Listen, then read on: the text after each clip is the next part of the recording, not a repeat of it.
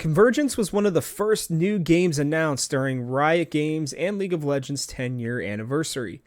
In partnership with Double Stallion, Riot Forge got the chance to tell a story surrounding one of League's most popular champions in Ekko. The time-winding adventure is one that sees Ekko and his future self fighting to save Zaun from some seedy dealings in a future where everyone loses. Here's a review of what the Gamehouse thought of Convergence, a League of Legends story.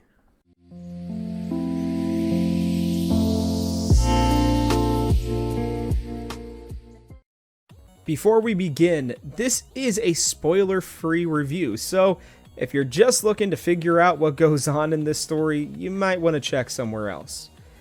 Speaking of the story, Convergence sees Ekko and his future self fighting to save Zaun, which, considering Ekko is literally called the hero of Zaun, this is not really a big surprise. While this version of Ekko has some similarities to Arcane's, it is important to remind everyone that this is a different universe and thus a different Ekko. Although his time-traveling abilities could lead to some dimension traveling, which could then see him meet his Arcane version, and, well, it would all get a little too confusing. Let's move on. The setup for the story is pretty basic. Future Ekko comes back to stop something bad from happening in the future, and he needs current Ekko's help to do it. Along the way, plenty of background is given as to why future Ekko has come back, and this happens through conversations between both Ekkos while running along walls or dodging deadly spikes. But most of the twists in this story are pretty obvious while you're playing through the game. There is one character, though, that does surprisingly shift allegiances, but that's really about it when it comes to twists. It is a shorter game, though, only about 10 hours in terms of completing the actual story. With that being said, this feels to be about the perfect amount of time needed to tell this particular story. Fans will enjoy playing through this, as it is interesting enough to keep everyone's attention. The only major issues are the other champions, mainly one seemingly being forced in because of their popularity, more than actually being overly relevant to the story. When looking at the gameplay, there is no doubt that this is where Convergence shines brightest. It's just enough to keep players wanting more additions to Ekko's abilities, but not enough to be overwhelming. Truthfully, even for someone who admittedly does not play a lot of action platformers, this game felt like a perfect balance between skill and fun. The fact that Ekko only has 3 health, more or less, depending on what the players decide at the start of the game, it may scare some players away. But the rewinding of time adds such an enjoyable layer to health that players will likely be more worried about losing their rewinds than they are about their health during most of the fights. Speaking of fights, most of the boss fights, while on the middle difficulty, were not too difficult. The first one in particular felt like one of the more difficult fights due to needing to learn some of the mechanics of the game. After that, though, it was just about learning combos and learning what the combos of your enemies were, which was not terribly hard. That being said, there is no doubt that solving the small puzzles, warping and running and jumping through Zaun was extremely enjoyable and easily the best part of the game. Turning to the music, it mostly revolves around Ekko's theme, The Boy Who Shattered Time. It is pretty prevalent throughout nearly the entire game, and what is interesting is how the musical director took it and twisted it to fit so many different scenarios. Sometimes it has a more heroic tenor after Ekko has done something, well, heroic. Then at other times, it's softer and it fits really well with the mood of the scene. While there were other songs that were less related to Ekko, hearing his theme again after so many years was quite a delight.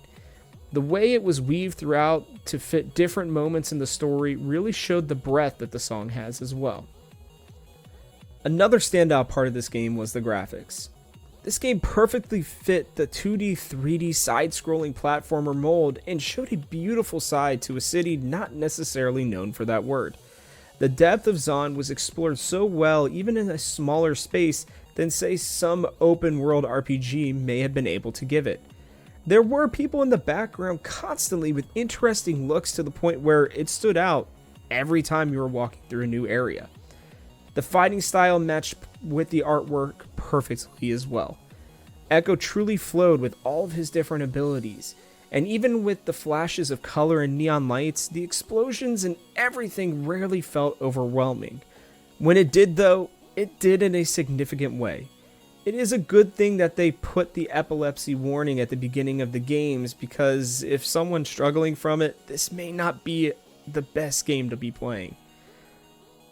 Going back to the graphics though, it fit with the style of the game and Ekko perfectly. Even the few cutscenes the game had were fun comic book renditions of everything going on, which was quite a treat. When looking at the characters though, it is one of the areas that the game does struggle a bit. Ekko and future Ekko are fleshed out extremely well in this game, especially for it only being a 10-hour game.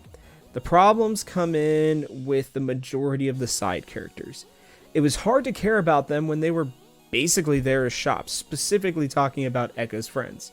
Everything that was collected or found in the game could be taken back to them for upgrades or the game's currency and cogs.